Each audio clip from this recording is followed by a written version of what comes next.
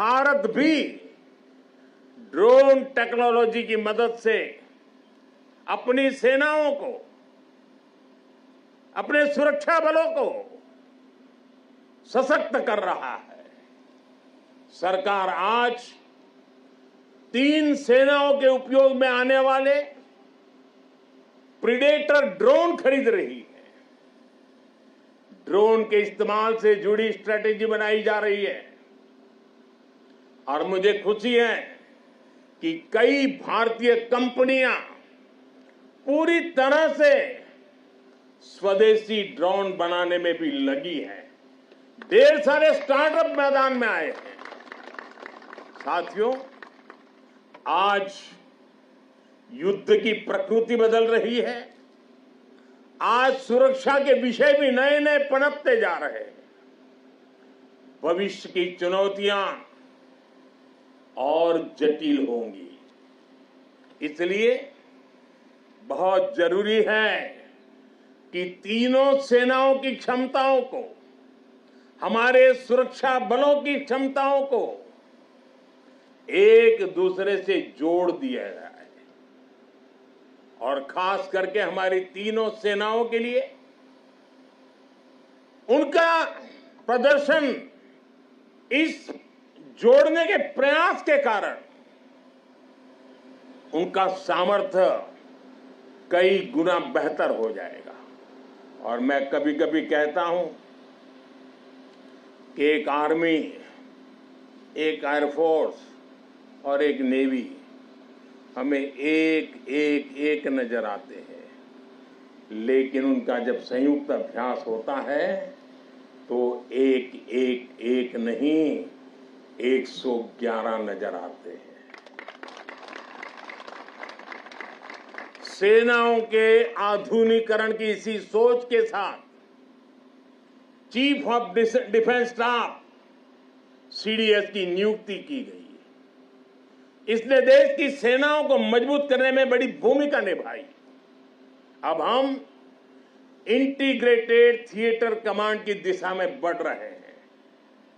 Integrated theatre command के लिए एक ऐसा मैकेनिज्म तैयार कर लिया गया है जिससे सेना के तीनों अंगों के बीच और बेहतर तालमेल होगा।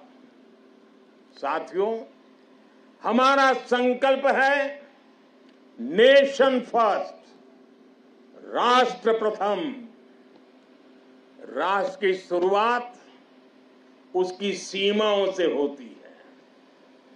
इसलिए बॉर्डर इंफ्रास्ट्रक्चर का विकास देश की सबसे बड़ी प्राथमिकताओं में है। BRO ने 80,000 किलोमीटर से ज्यादा सड़क का निर्माण किया है। लद्दाख और अरुणाचल प्रदेश में भी रणनीतिक रूप से महत्वपूर्ण सड़कें बनाई गई है। पिछले 10 वर्षों में BRO ने 400 के आसपास बड़े पुल बनाए हैं।